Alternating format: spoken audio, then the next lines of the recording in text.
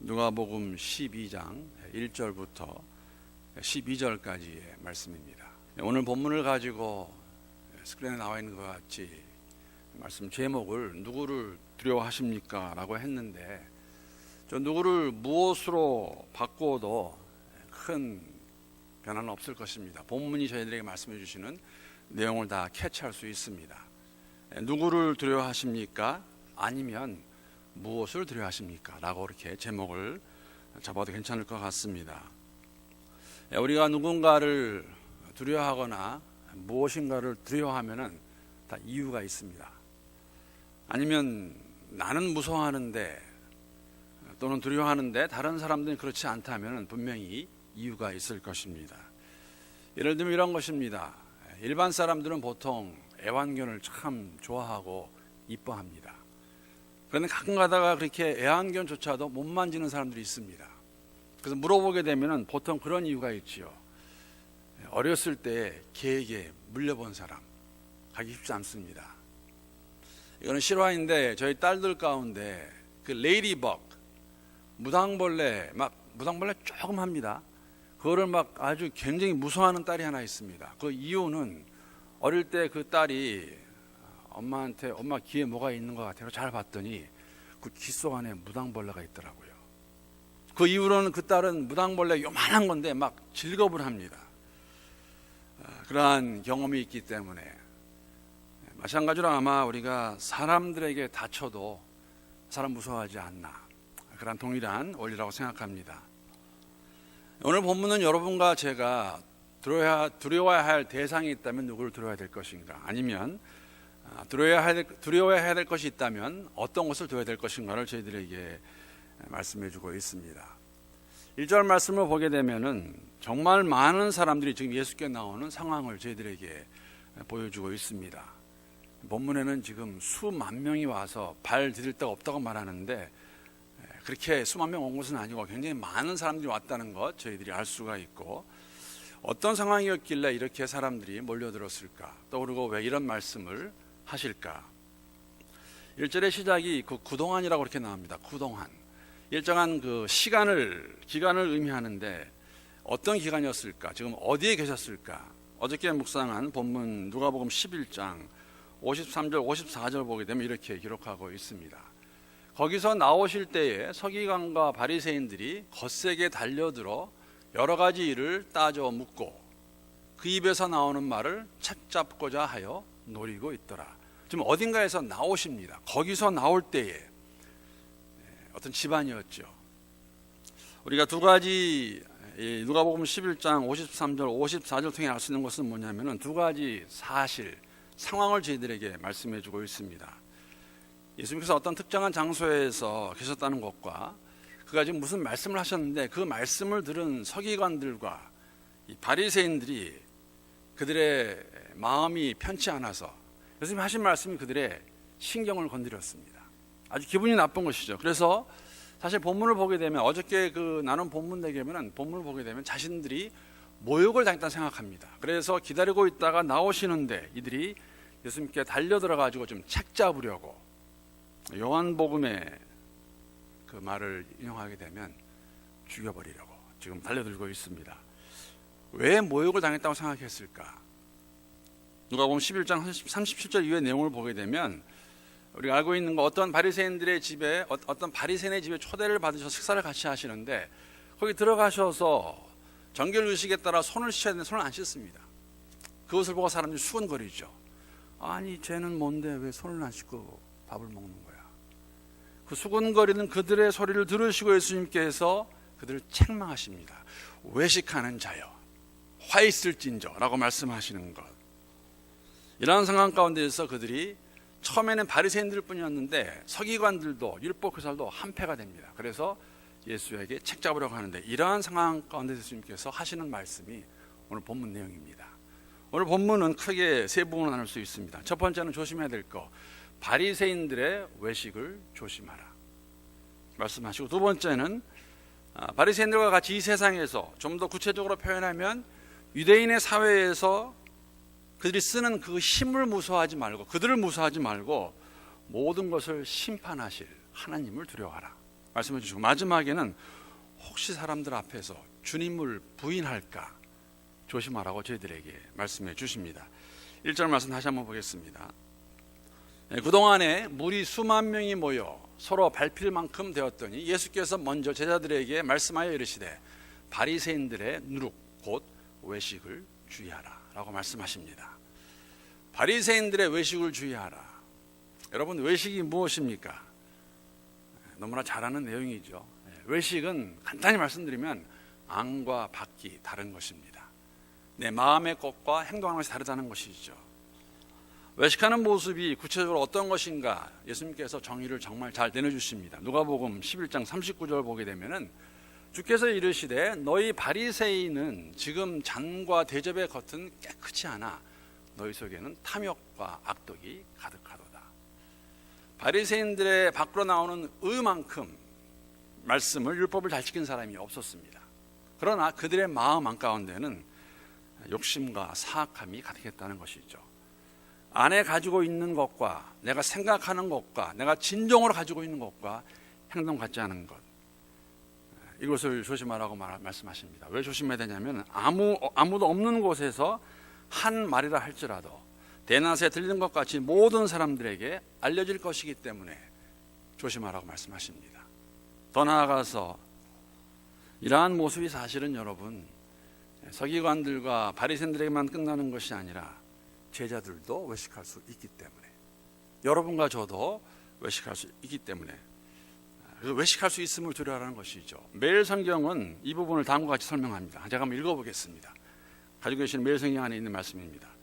제자들에게 바리새인의 누룩, 외식을 조심하라고 경계하십니다.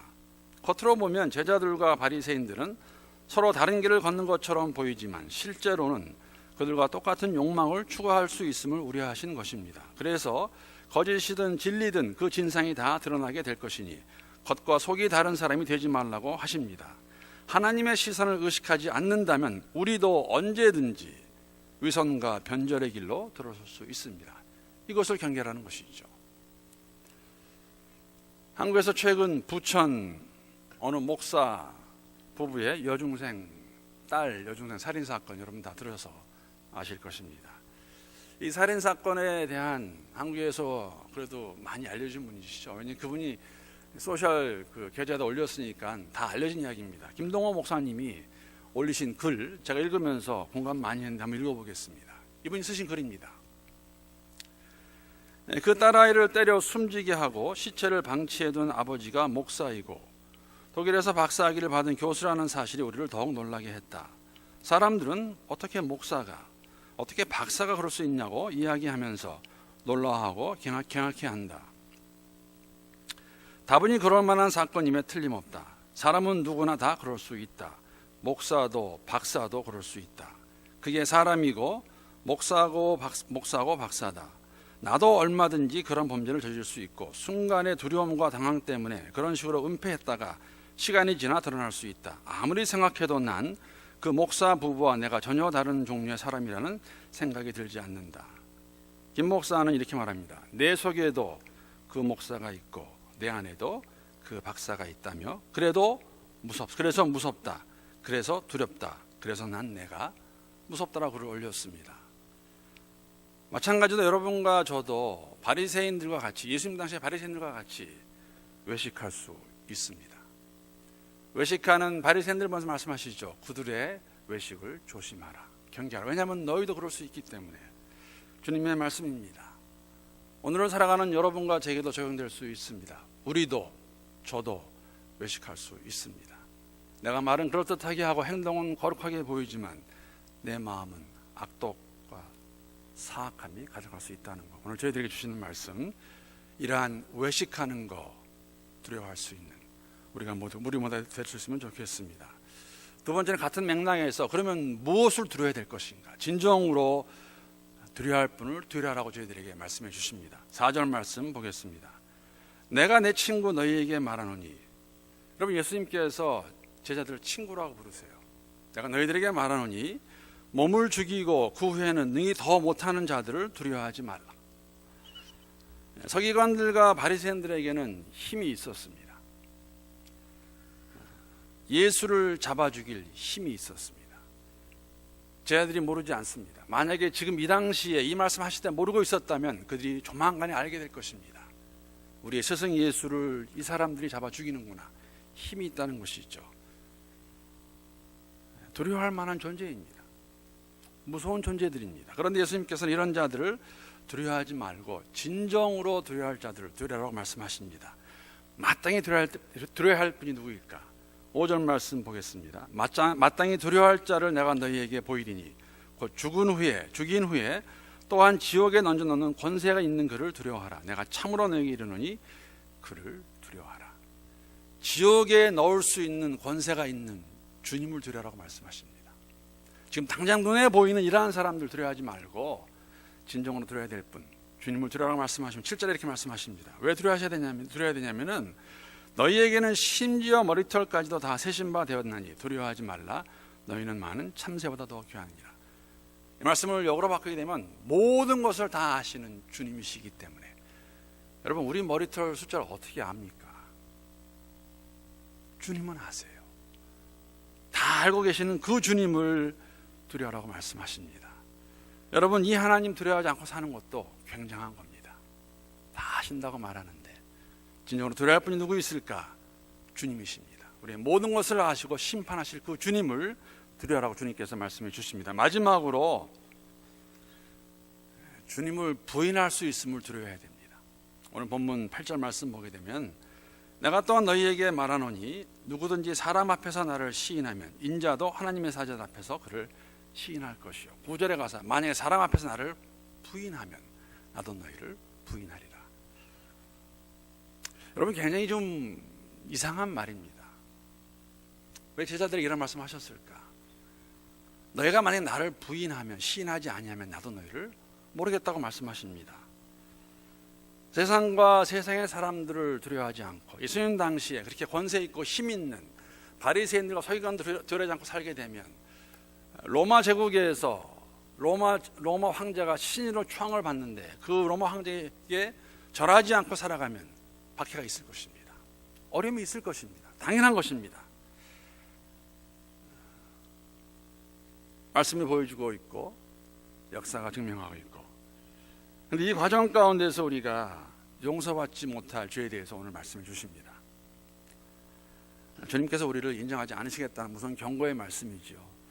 본문 말씀에서 사죄받지 못할 죄는 말로 짓는 죄를 말하는 것이 아닙니다. 우리가 이 땅에서 살아가면서 어려운 상황 가운데서 실수할 수 있고 잘못할 수 있습니다. 우리 일제시대 때 많은 목사님들이 그런 죄 지었죠. 일본의 황제 앞에 절도했습니다. 승관을 모면하기 위해서 그러한 지은 죄라면 말이 되었건 행동이 되었건 진심으로 회개할 때 용서받을 수 있고 그 회개에 대한 열매가 있을 것입니다. 여기서 말하는 것은 말로만 부인하는 것이 아니라 삶 자체로 부인해서 평생 동안에 끝까지 믿음 없는 삶의 모습을 가지고 있는 사람들, 용서받지 못할 것이라고 말씀하십니다. 왜? 주님을 거부한 사람들이에요. 이것을 저에게 보여주시면서 다만 우리에게 주시는 경고의 말씀은 우리 이 땅에 살아가면서 분명히 세상을 두려워하지 않고 세상 사람들을 두려워하지 아니하면 그런 일이 있을 것이랍니다. 끌려갈 것이고 고초를 당할 것이고 어려움을 당할 것입니다. 오늘 본문 마지막 말씀은 저희들에게 굉장히 위로의 말씀을 주시는 것이죠. 이러한 삶을 살 때 당할 수 있는 실질적인 고난과 어려움 가운데 대해서 우리에게 주시는 말씀인데, 매일 성경 이렇게 저희들에게 설명해 줍니다. 세상 권력자들 앞에 끌려가 신문을 당할 때 결코 홀로 두지 않으실 것입니다. 성령을 의지하는 자들에게 어떻게 믿음을 지키고 복음을 선포할지 알게 하실 것입니다.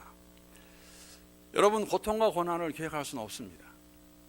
고통과 고난은, 어려움은 예수를 잘 따라갈 때 우리에게 올 것입니다. 그러면 오면은 이렇게 하겠다?